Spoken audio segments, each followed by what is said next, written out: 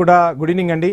కాంబోజ్ గారు, మొత్తంగా చూస్తున్నాం హిల్ట్ పేరుతో ప్రభుత్వం ఒక అభివృద్ధిని, అదేవిధంగా హైదరాబాద్ని కాలుష్య నగరంగా కాకుండా కాలుష్యరహిత నగరంగా తీర్చిదిద్దాలని ఒక సంకల్పంతో ముందుకొస్తే లేనిపోని ఆరోపణలు చేస్తున్నారు అంటూ కూడా బట్టి విక్రమార్క క్లియర్ కట్ గా చెప్తున్న పరిస్థితి. సో ఏంటి, మీరు అభివృద్ధిని అడ్డుకుంటున్నారని చెప్పి అధికార పక్షం అంటోంది, ఏం చెప్తారు కాంబోజ్ గారు?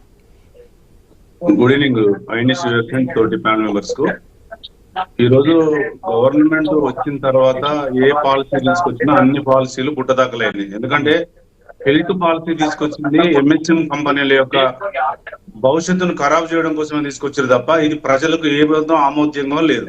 ఇలా హైదరాబాద్ లో పూర్వం ఉన్నటువంటి పారిశ్రామిక వాడలు ఎంతో అభివృద్ధి చెంది ఎక్కడో కొంచెం పొల్యూషన్ ఉంటే ఆ పొల్యూషన్ తీసుకొని పోయి మనం సిటీకి దూరంగా పెట్టాల్సినటువంటి పాలసీ బీపాస్ గాని గౌరవ కేసీఆర్ గారు తెలంగాణ ఇండస్ట్రియల్ డెవలప్మెంట్ కార్పొరేషన్ ద్వారా డెవలప్ చేసి ఇవాళ ఉన్నటువంటి జీడిపిని పై స్థాయికి తీసుకెళ్ళాం. కానీ ఇవాళ కాంగ్రెస్ గవర్నమెంట్ విద్యా ఉద్యోగాల మీద పక్కన పెట్టి ఇలా ఓన్లీ రియల్ ఎస్టేట్ దందా చేస్తుంది. ఈ రియల్ ఎస్టేట్ దందా ఎట్లా చేస్తుందంటే హిల్ట్ పాలసీ అని ఒక తీసుకొచ్చి ఈ బాలనగర్, కూకట్పల్లి, కాటేదాన్, నాచారం, జీడిమెట్ల ఇండస్ట్రియల్ ఏరియాలు మొత్తం ఒక బ్రోకరేజ్ వేసి మీడియేషన్ చేసేసి ఇలా కాంగ్రెస్ లో ఉన్న పెద్ద తలకాయలు మొత్తం ఈ పాలసీ మ్యాటర్ లో ఇరుక్కొని వీళ్ళందరినీ కొంచెం ఖాళీ చేయించి ఔటర్ రింగ్ రోడ్ బయట వేయాలనే ఉద్దేశంతో చేస్తున్నారు. మేమేమంటున్నా బీఆర్ఎస్ పార్టీగా, మీ హిల్ట్ పాలసీ అనేది దాదాపు 16-17 ఎకరాల దాంట్లో మీరు భూ కుంభకోణం చేస్తున్నారు. ఇది రేవంత్ రెడ్డి గారి యొక్క కుంభకోణమే. దీన్ని రాహుల్ గాంధీ గారు బయట పెట్టాలి.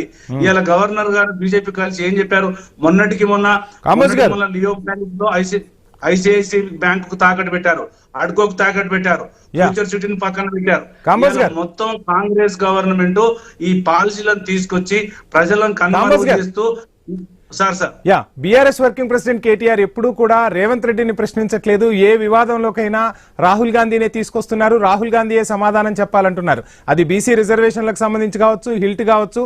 అంటే తెలంగాణలో ఏది జరిగినా రేవంత్ రెడ్డిని లెక్క చేసే పరిస్థితుల్లో కేటీఆర్ లేరా? డైరెక్ట్ రాహుల్ గాంధీనే క్వశ్చన్ చేయడానికి కారణం ఏంటి, ఏం చెప్తారు? మంచి క్వశ్చన్ వేశారు సార్. ఇది ఏంటంటే రేవంత్ రెడ్డి గారి న్యాయం ఎందుకు తీసుకోవట్లేదంటే ఇది హిల్ట్ పాలసీ అనే బదులు ఆర్ఆర్ పాలసీ అంటే బాగుంటది, అంటే రేవంత్ రాహుల్ పాలసీ అంటే బాగుంటుంది. కాబట్టి మా టార్గెట్ రాహుల్ గాంధీ గారే. ఆయనే వరంగల్ డిక్లరేషన్, కామారెడ్డి డిక్లరేషన్, పారిశ్రామిక డెవలప్మెంట్, బీసీ రిజర్వేషన్ మీద మొత్తం వాళ్ళ మేనిఫెస్టో మొత్తం ఆగం చేసిన తర్వాత ఇలా మేము ఎదురుదాడు ఎందుకు చేస్తున్నాం? ఎదురుదాడే లేదు. మా బీఆర్ఎస్ పార్టీ ప్రజల పక్షాన ఎంఎస్ఎం ఇవాళ దాదాపు 45,000 ఎంఎస్ఎం చిన్న తరహా పరిశ్రమల భవిష్యత్తు మీద మేము అడిగితే వాళ్ళకెందుకు కోపం? మేము రాహుల్ గాంధీని ప్రశ్నిస్తామా, రేవంత్ గారిని ప్రశ్నిస్తామా, ఇలా బట్టి విక్రమ్ గారిని ప్రశ్నిస్తుంటే మేము అడిగింది కరెక్ట్ ఉందా లేదా, మేము ప్రతిపక్షంలో ఉండి కొట్లాడుతున్నామా లేదా, ఎవరిని ప్రశ్నిస్తే మీరు హెల్త్ పాలసీ యొక్క ముఖ్య ఉద్దేశం చెప్పండి. మీరు ఎంఎస్ఎంఈను పూరా మొత్తం తీసుకుపోతారా, విడతల వారిగా తీసుకెళ్తారా, ఎట్లా తీసుకెళ్లి ఎంఎస్ఎం కంపెనీలకు బెనిఫిట్ చేస్తారు? మీరు చేసేది భారత రాజ్యాంగ చట్టాన్ని తుంగలో దొక్కుతున్నారు. Health policy